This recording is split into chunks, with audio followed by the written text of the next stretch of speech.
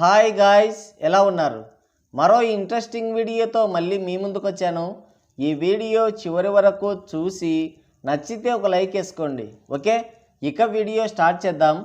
ముందుగా థంబ్నైల్ చూసి ఆత్రంగా వీడియో ఓపెన్ చేసిన మీ అందరికీ నమస్కారం. సినిమా అనేది ఒక ప్యాషన్తో తీయాలి. ఆడియన్స్ టైంకి మనీకి రెస్పెక్ట్ ఇచ్చి మంచి ఎఫర్ట్స్ పెట్టి తీయాలి. మన దురదృష్టం కొద్దీ అలాంటి వాళ్ళు చాలా తక్కువగా ఉన్నారు. ఇండస్ట్రీలో అక్కరకు రాని జాతి రత్నాలే ఎక్కువ ఉన్నాయి. అవి రత్నాలు కాదు, రాళ్ళు రప్పలు. అలాంటి కాలం చెల్లిన కవులు రాసి తీసి మన మీద దాడి చేయడానికి వదిలిన రొట్ట కళాఖండాల గురించి ఇప్పుడు మాట్లాడుకుందాం. వీళ్ళు చేసిన పనికి ఫిజిక్స్ ఏమో సైన్స్లో నుండి సోషల్లోకి జంప్ అయింది. చివరికి సైన్స్ని కూడా సంకనాకించేశారు. సైన్స్కే సవాలు విసిరి మన పేషెన్స్ని సమాధి చేస్తూ ఇండస్ట్రీ ఉనికికే గూటం దింపిన అద్భుత కళాఖండాలు చూడాలని ఉందే. 2025లో మన మీద దాడి చేసి మనల్ని గోచి ఊడిపోయేలా లగెత్తించిన సినిమాలేవో చూద్దాం. ఇక మొదలెడదామా? Number 1, game danger. ఇయర్ స్టార్టింగ్లోనే శరణమన్నయ్య 360mm రాడ్ దింపాడు. ఇలాంటి రాడ్డు కాదు, 3 ఏళ్ళు నానబెట్టి పెట్టిన రాడ్ అది. దశావతారాలకే దడ పుట్టించే రేంజ్లో home guard, helicopter driver, ward member, అబ్బో అన్ని క్యారెక్టర్లు అయ్యగారే పోషించారు. టైటిల్కి స్టోరీకి ఎలాంటి సంబంధం లేకుండా సీన్కి సిచ్యువేషన్కి సింక్ అవ్వకుండా 3 గంటలు తీశారంటే చిన్న విషయం కాదు. మనం సినిమాకి ఎక్కడ కనెక్ట్ అవ్వకుండా అన్ని జాగ్రత్తలు తీసుకున్నారు. దిల్లు మామ ఫైట్ వేణుమా ఫైట్ ఇరుక్కు, సాంగ్ వేణుమా సాంగ్ ఇరుక్కు, నత్తి వేణుమా నత్తి ఇరుక్కు, సుత్తి వేణుమా సుత్తి ఇరుక్కని కథ తప్ప సుత్తి నత్తి కత్తి అన్నీ ఇరికించాడు. అనవసరమైనవన్నీ ఇరికించి ఆయన ఇరుక్కొని మనల్ని ఇరికించాడు. శరణమన్నయ్య దెబ్బకి బాక్సాఫీస్ మొత్తం కకావికలం అయిపోయింది. ఫ్యాన్స్ ఆర్తనాదాలతో, ఆడియన్స్ ఆహాకారాలతో థియేటర్ల ప్రాంగణమంతా అతలాకుతలమైంది. నత్యప్పన్న దెబ్బకి అల్లాడిపోయారు. పారిపోలేక లోపల ఉండలేక పడరాని పాటలు పడ్డారు ఆడియన్స్. చిత్తూరు నాగయ్య కాలం నాటి నుంచి బరికి కొరికి అరగదీసిన కథనే తిప్పి తీసి మళ్ళీ మన మీద వదిలారు. కట్ చేస్తే భూగోళ స్టార్ సినిమా ఖగోళ ఫ్లాప్ అయింది. చివరికి ఫేక్ పోస్టర్ వేసి ఫ్యాన్స్ని ఎదవల్ని చేశారు. ఈ సంవత్సరం మొట్టమొదటగా బొక్క పెట్టిన బొక్కలో సినిమా ఇదే.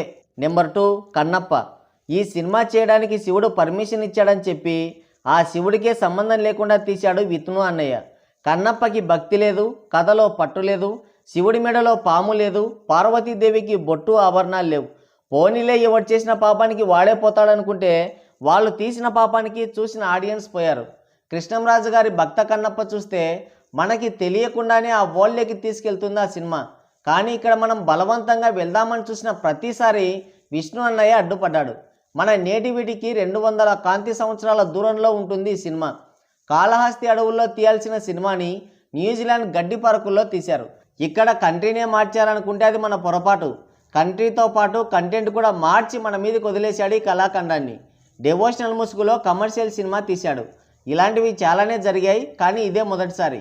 పాత కథని అటు తిప్పి ఇటు తిప్పి పిప్పి చేసి కొట్టినా కొత్తగా లేకపోయినా కొత్తగా అనిపించినట్టు అనిపించింది. కొత్తగా అనుకోకుండా రిలీజ్ అయింది కాబట్టి ఇంకొంచెం కొత్తగా అనిపించింది. అదిగాక విష్ణు అన్నయ్య ఒక్క ఫ్రైడే చాలు అన్నాడు కదా, అది ఇంకా కొత్తగా అనిపించింది. ఇందులో విష్ణు అన్నయ్య హీరో అయినా అందరూ ప్రభాస్ గురించే మాట్లాడుకున్నారు. హీరో ఎవరు అనే కన్ఫ్యూజన్ ఉన్నా వింతగా అనిపించినా అది కొత్తగానే అనిపించింది. సరే, ఎలాగైతేనేం ఈ కళాఖండాన్ని మన మీదకి వదిలేశాడు. నెగిటివ్ రివ్యూలు ఇస్తే కేసులు పెడతామంటే పాపం రివ్యూలు ఇచ్చేవాళ్ళు గుడ్లు గుండెల్లో పెట్టుకొని రివ్యూలు ఇచ్చారు. ప్రభాస్, మోహన్ లాల్ ఈ సినిమాకి హైలైట్ అంటారు. Songs, BGM, story, Vishnu acting super అంటారు. అటు తిరిగి ఇటు తిరిగి లాస్ట్కి సినిమా నచ్చలేదంటారు. అంతా అయోమయం. లాలంకులకి ప్రభాస్ బావకి పైసా ఇవ్వకున్నా కన్నప్ప సినిమాకి 200 కోట్ల బడ్జెట్ అయిందంట. కన్నప్ప శివభక్తుడిగా మారిన తర్వాత మీ అందరికీ తెలుసు. కానీ కన్నప్ప శివభక్తుడిగా మారకముందు చరిత్ర చెప్తానని చెప్పిన విష్ణు అన్నయ్య తనకు కూడా తెలియని చరిత్రని, గట్టిగా మాట్లాడితే కన్నప్ప కూడా తెలియని చరిత్రను చూపించాడు. చరిత్ర చిరిగిపోతుందనుకుంటే మనకే చిరిగింది. కన్నప్ప మోక్షం పొందినా మనశ్శాంతి లేకుండా చేశాడు మహానుభావుడు. సినిమా చూస్తున్నప్పుడు ఇది భక్తి సినిమాలా అనిపించదు. అప్డేటెడ్ షకీలా, మియా పాల్కోవా సినిమాలా అనిపిస్తుంది. 200 కోట్లు పెట్టి తీస్తే 46 కోట్లు వచ్చాయి. దాంట్లో 45,99,00,000 ప్రభాస్ వల్ల వచ్చినవే. నెంబర్ 3, తమ్ముడు. ఈ సంవత్సరం జరిగిన అతి దారుణాల్లో ఇది కూడా ఒకటి. తమ్ముడు అని వెళ్తే థియేటర్లో వేసి కుమ్ముడే. నాన్ స్టాప్గా చావగొట్టి చెవులు మూశాడు. చాలామంది థియేటర్ల వైపు కూడా వెళ్ళడం మానేశారు ఈ సినిమా దెబ్బకి. ఈ సినిమాతో కంబ్యాక్ ఇస్తాడనుకుంటే మనల్నే గోబ్యాక్ అన్నాడు నితిన్ అన్నయ్య. సినిమానే దిక్కుమాలిందనుకుంటే ప్రతి పావు గంటకో దిక్కుమాలిన ఫ్లాష్ బ్యాక్ ఉంటుంది దీంట్లో. నితిన్ అన్నయ్య మన పవర్ బాబు రెఫరెన్సులు, పవర్ బాబు సాంగ్స్, ఆయన మూవీ టైటిల్స్ మీద పెట్టిన శ్రద్ధలో సగం స్క్రిప్ట్ సెలెక్షన్ మీద పెడితే బాగుంటుంది. నెలకో దిక్కుమాలిన సినిమాతో వస్తాడు. ప్రొడ్యూసర్లు ఎలా చిక్కుతున్నారో. ఈ సినిమా చూస్తుంటాం కానీ మనలో ఎలాంటి చలనం ఉండదు. థియేటర్లోనే ఉంటాం కానీ సినిమాకి మనకి ఎలాంటి సంబంధం లేనట్టే ఉంటాం. మనకి సినిమా నచ్చకుండా చాలా జాగ్రత్తగా తీశారు. ఈ ఇయర్లో వచ్చిన బొక్కలో సినిమాల పక్కన ఈ బొక్కలో సినిమాకు కూడా ఒక కుర్చీ వేసుకొని కూర్చునే అర్హత ఉంది. Number 4 Harihara rice mill. ఈ రైస్ మిల్లు నాడించిన బయ్యర్లకి తవుడు కూడా మిగల్లేదు. కల్టు చూపిస్తాం, రికార్డుల్ని పండేసి తొక్కుతామని రెచ్చిపోయిన జెండా కూలీల నెత్తిన తడిగుడ్డ వేశాడు పవర్ బాబు. మన బాబు ఏలెట్టి గెలికిన తర్వాత నిర్మాత బాగుపడ్డ సందర్భాలు ఉన్నాయా? మనల్ని ఎవర్రా ఆపేదని ఆపే ఛాన్స్ కూడా ఇవ్వకుండా ఆగడమే కాదు రివర్స్లో వెనక్కి లాగెత్తాడు. మధ్యలో ఎగనామం పెట్టిన కృష్ణయ్య సేఫే, ఏలెట్టి గెలికి రెమ్యునరేషన్ తీసుకున్న పవర్ బాబు సేఫే. మధ్యలో సంకనాగిపోయింది బడ్జెట్ పెట్టిన రత్నాల తాతయ్య. 800, 1000 డబ్బులు పెట్టి ఈ కళాఖండాన్ని దర్శించుకున్న ఫ్యాన్సే.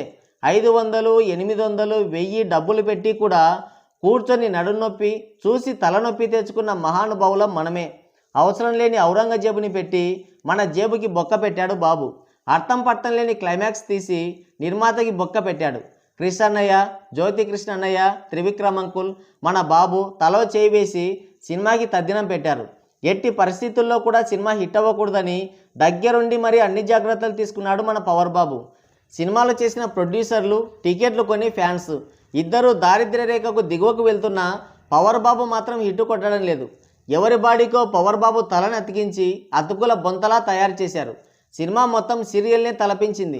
500 కోట్ల బడ్జెట్తో తీసిన శరణమన్నయ్య గేమ్ డేంజర్తో పోటీ పడి మరీ నిర్మాతకి బొక్క పెట్టాడు బాబు. ఇలాంటి అద్భుత దృశ్య కావ్యాన్ని గత 10 ఏళ్లలో ఎప్పుడూ చూడలేదు. ఈ సినిమాని ఓటీటీలో చూడాలన్నా ఎంతో గుండె ధైర్యం కావాలి. అంతకు మించిన ఓర్పు, సహనం ఉండాలి. దిక్కుమాలిన సినిమాలకి ఆస్కార్ అవార్డ్స్ ఇస్తే సంవత్సరానికి 10 అవార్డులు దీనికే ఇస్తారు ఒక 10 ఏళ్ళు. సినిమా సేఫ్గా అస్సాంలో ల్యాండ్ అయింది. సినిమా పోయిన బాధ కంటే ఈ రొట్ట సినిమాకి 800, 1000 జిజియా పన్ను వేసినందుకే పీకే ఫ్యాన్స్ ఎక్కువ ఫీల్ అయ్యారు. మామూలుగా కాదు, కుమిలి కుమిలి ఏడ్చారు. ఈ సంవత్సరం పడిన బొక్కల్ని 1000 కిలోమీటర్ల వెడల్పు చేసింది rice mill. Number 5 kingdom. కొండన్న అండర్ కవర్ ఆపరేషన్ మిస్ఫైర్ అయింది. టాప్ చైర్కి అయితే టవల్ వేసి లాగాడు కానీ కుర్చీ సంగతి పక్కన పెడితే వేసిన టవల్ కూడా ఇరుక్కుపోయింది. కేజీఎఫ్ సలార్ రేంజ్లో కోడి పలావ్ చేద్దాం అనుకున్నాడు. కోడి ముందే ఎగిరిపోయింది. పలావ్ చేద్దాం అనుకుంటే అది కాస్త పులిహోర అయింది. ఈ సినిమా చూసిన తర్వాత కొండన్నని ఏదన్నా కొండ మీద నుంచి వేలాడదీయాలి అనిపిస్తుంది. ట్రైలర్కి మంచి రెస్పాన్సే వచ్చింది. అయితే రిలీజ్కి ముందు కొండన్న ఇచ్చిన బిల్డప్కి సినిమాలో ఉన్న రొట్ట కంటెంట్కి సంబంధం లేకపోవడంతో ఆడియన్స్ అయోమయానికి గురయ్యారు. సేవియర్గా వెళ్ళి సంకనాకించేస్తాడు సినిమాలో. రియల్గా కూడా అదే చేశాడు. ఫస్ట్ హాఫ్ ఒకలా, సెకండ్ హాఫ్ ఇంకోలా తీశారు. పాపం కొండన్నకి బొక్క పడింది, ఆడియన్స్కి బొక్క పడింది. ఓవరాల్గా ఇంకో డిజాస్టర్ వచ్చింది ఇండస్ట్రీకి. ఈ సంవత్సరంలో వచ్చిన అల్ట్రా డిజాస్టర్స్ ఇవే. ఆడియన్స్ని పరిగెత్తించిన సినిమాల లిస్టులో రైస్ మిల్లుదే పైచేయి. మరి ఈ సినిమాల గురించి మీరేమనుకుంటున్నారో మీ అమూల్యమైన అభిప్రాయాన్ని కింద కామెంట్ సెక్షన్లో కామెంట్ చేయండి. సో గాయ్స్, ఇది వీడియో. మరోసారి మరో ఇంట్రెస్టింగ్ వీడియోతో మళ్ళీ కలుద్దాం. Thank you. Take care. Bye bye.